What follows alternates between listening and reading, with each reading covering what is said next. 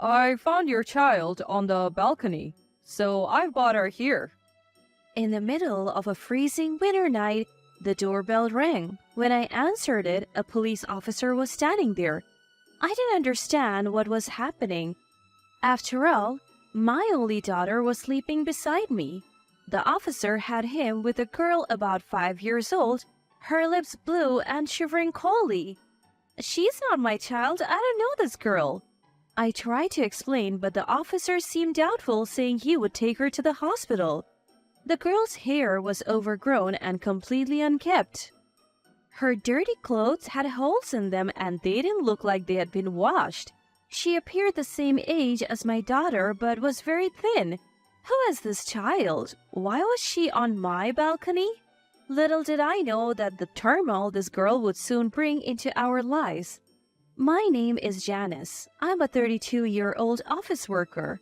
I lived on the first floor of an apartment that my parents bought for us, with my high school classmate husband and our 5-year-old daughter, Susie. My husband was also a company employee and often traveled for work. Being a good person, he would cover for his colleagues even on his days off, so he was often away. One day, while my husband was on a business trip, my daughter and I were home alone when the doorbell rang. In the middle of a freezing winter night, I wondered who it could be, and looking through the doorbell camera, I saw it was a police officer. I was baffled by this unexpected visitor, but when I opened the door, he said, I found your child on the balcony, so I have brought her here. I had no idea what he meant. Yes, my daughter is sleeping inside the house. What? The officer's eyes went wide, but I was the one who was really shocked. How had that girl gotten onto the balcony while I was asleep? I hadn't heard a thing. The officer had with him a girl about 5 years old, her lips blue and shivering uncontrollably. It had been so cold that it seemed like it might even snow, so it was no wonder. "She's not my child. I don't know this girl." The officer seemed skeptical even after what I said, but he stated, I'm taking her to the hospital now. The girl looked so cold and pitiful that I brought a warm blanket from the back of the room and wrapped her in it. Her hands were like ice, so young, yet holding back tears and biting her lips without making a sound. Her hair was messy and her collar stained. Hole-ridden clothes showed no signs of having been washed. She looked incredibly thin and pale, as if she was malnourished. Who is this child? Why was she on my balcony? I couldn't help but wonder, and my heart ached thinking about a girl the same age as my daughter in such pain. I couldn't sleep much that night, worried about her. And morning came. That's when I got a call from my husband. Anything unusual happened while I was on my business trip? Well, yes, a strange girl was on our balcony. The police took her and they're taking her to the hospital. I was so surprised. Why didn't you take care of her yourself? What? But she's a stranger. What could I do? You're a mother too. You should have taken care of that little girl instead of handing her over to the police. Isn't it sad? I was baffled by my husband's sudden anger. Why did he know the girl was young? We hadn't even talked about that. I questioned him, but his answer was lacking in clarity. No, actually, she's the daughter of an acquaintance of mine. Her mother's gone, and I felt sorry for her, so I brought her yesterday. I thought you would take care of her. What? You weren't on a business trip? You need to explain the situation clearly. My husband apologized, but I couldn't believe that he had left such a small child on the balcony on such a cold day. Even if he had dressed her warmly, she could have easily frozen to death. So, what are you doing and where are you now? My husband said he was in the middle of searching for the girl's mother, but I felt like he was hiding something. Later on, after returning from his business trip, my husband gave some explanation, picked up the girl from the police, and shockingly left her with me. Did you find her mother? What about her father? No, I haven't found them yet. The father, I don't know. So, who's the acquaintance you mentioned? Well, that's just a casual acquaintance. Let's leave it at that. I'm going on another business trip soon. Wait a minute, what about this girl? My husband ignored my plea to stay and left. leaving the girl behind. I felt something was off about my husband's behavior, so I searched through his belongings and found something in the inner pocket of his suit. Shocked by the content, I quickly called my husband, but I couldn't get through to him. Suddenly, I noticed my daughter Susie and the little girl looking up at me anxiously. What's your name?" "Ashley?" Ashley nervously answered in a small voice, told me she was the same age as my daughter, 5 years old. When I smiled gently at her, she looked at me with surprise, then laughed cheerfully, clutching her rumbling stomach. "You must be hungry, right?" "Yes." I made Hawaiian plate lunches for my daughter and Ashley. They stared at the food in curiosity and then began to devour it. They ate so fast that their faces were covered in sauce. As I reached out to wipe her face with a tissue, Ashley quickly brought both hands to her head, covering it as if protecting herself. The motion gave me an uneasy feeling. "It's all right, I'm just going to wipe your mouth," I said gently. With a relieved expression, Ashley turned her face towards me, and after I wiped off the sauce, she began to eat her Hawaiian plate again. After finishing her meal and wearing a completely satisfied expression, it was time to do something about Ashley's dirty body. As I started to undress her for a quick shower, I involuntarily gasped at the sight of her body. What is this? There were countless bruises as if she had been beaten and pinched. Trying not to show my agitation, I led her cheerfully to the bathroom. As I tried to wash her body, Ashley said, "It's okay, I can do it myself," and started to wash her body with cold water. "Wait a minute, what are you doing?" I accidentally snapped. She looked up at me with a puzzled face and said, "Ashley always does it like this." "What? Washing your body with water?" I asked. She nodded at my question, and as she tried to pour cold water over herself, I hurriedly stopped her and washed her whole body cleanly with soap. Afterwards, I poured warm water over her and she murmured, "It's warm," with a contented look. It turned out that she rarely got to shower at home, and when she did, her mother would tell her to wash with water. The fact that she accepted this as normal without questioning, it made my heart ache. After the bath, I dressed her in my daughter Susie's clothes and neatly arranged her hair. Ashley looked completely transformed. My daughter and Ashley looked just like sisters when they stand together. I looked at my daughter and Ashley, whose faces seemed to remind me of each other with a warm smile. Ashley was an obedient and gentle child, and I could tell she was longing for affection.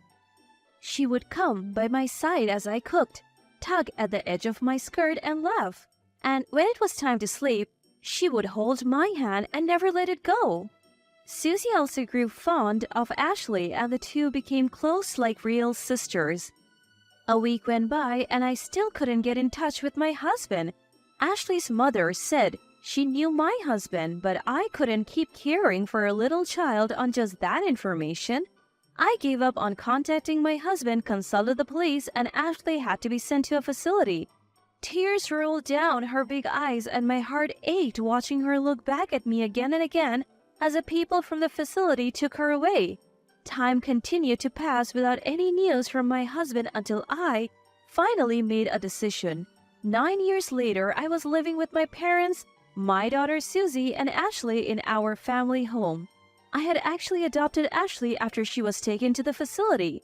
My parents in our family home treated her like their real grandchild, saying, "She came to us for a reason," and showered her with love. The two girls grew up as sisters and blossomed into beautiful young women. Susie and Ashley's dream of becoming models came true, and lately they are being featured as beautiful junior models in magazines. Stepping into the glamorous world, the two were thriving and wore vibrant expressions on their faces. One day, the doorbell rang at our family home, and when I opened the door, there stood my ex-husband Philip, looking poor, down and out. A stranger who introduced herself as Joanna was with him. Not wanting to argue in front of the neighbors, I led them inside. Then, sitting on the living room sofa, the two abruptly began to speak. In truth, Ashley is my child." Philip, who hadn't contacted me in 9 years, said this without even apologizing. I was so stunned that I let out a big sigh. "She looks just like you." I thought it might be you, so is that woman over there your partner? In response to my question, Philip nodded and began to tell the story of how he met the woman. Joanna had been working part-time at a bar Philip frequently visited. Even knowing that he was married with children, they got along and she became pregnant with Philip's child, giving birth to Ashley. However, Philip lacked decisiveness and didn't divorce me right away. Joanna grew tired of childcare and abandoned her role as a mother. In desperation, Philip thought of having me raise the child. It was an overly naive story, but what surprised me was not just that. Please, give Ashley back to us. My ex-husband suddenly stood up from the sofa and made an outrageous request, almost in tears, along with a deep apology. What? I happened to see a magazine and was surprised. She's grown up so well. Isn't she popular? So what? It has nothing to do with you two. But I am Ashley's real mother. You are just a fake after all. How dare you say such a thing without contacting me all this time? Then, Philip, who had been on his knees on the floor, grabbed my leg with a pathetic look on his face. We don't have any money and are in trouble. Ashley's our only hope. Give her back. How awful! You plan to make her work and live off her? No way! What? You're using Ashley to make money, aren't you? That's not fair. Stop making false accusations. I'm saving the children's money on their banking cards. Ashley is my child too. I will never hand her over. Then, Joanna suddenly rises from the sofa, lunging at me with an air of recklessness that sends shiver down my spine. What are you doing to my mom? Stop it. In the scene bursts Ashley, my daughter. She spreads her arms wide, blocking my path, and glares at Joanna. Ashley, you've grown so beautiful. Remember me? I'm your mom. Let's go home together. You're not my mother. Get out of this house now. Ashley broke down in tears, clinging to me. Although Ashley was very young at the time, it seems a faint memory of the terrible treatment she endured remains. Ashley, dear, that's just a misunderstanding on your part. See, you were so young back then. In response to her flimsy excuses, I produced a note and photograph that I had found in Philip's suit back then. The note read, I don't want to raise a child. I can't find Ashley cute. Get rid of her somewhere. If you won't marry me, let's run away together. And the photograph showed a young Ashley covered in bruises. I also had the hospital medical report, of course. Do you still claim to be her parents after seeing this? That's... You wanted to dump a child you didn't want to raise on me, didn't you? You made this precious child suffer such horrors. That was all Philip's doing. I didn't know anything about it. I was too young to raise a child. It was inevitable. But anyway, I'll take Ashley back now. Unfortunately, that's not going to happen. I have legally adopted Ashley, so I am her parent. Oh, what? That has to be a lie. The mention of the law quickly deflated Joanna's momentum.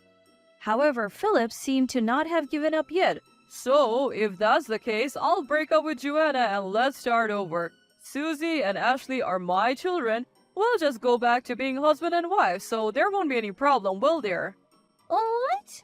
What are you saying? You just want things to go your way? Like I will let that happen? Listening to their exchange, I was dumbfounded, then angry. I don't want to have anything to do with these people, not even for a moment. I have more bad news for you, Philip. You and I are no longer married. What? 3 years after you went missing, I filed a lawsuit and was granted a divorce. Hey, what are you doing on your own? Just as Philip was about to grab me, the sound of a police car approached. My parents had called the police after seeing Joanna's aggressive behavior. Well, the police are here now, so please don't come to our house again. No way, please forgive me. I'll give up on Ashley, but at least lend me some money. Philip put on a disgraceful show to the very end. Afterwards, he and Joanna were dragged away by the police. I plan to make sure Philip pays the alimony and child support in full. The two of them, cut off even from friends and family, will likely continue to struggle. Though there's been much turmoil, the little girl who once trembled in fear has grown splendidly. I will live happily with my parents and two loving daughters, looking forward to the future they speak of so full of dreams.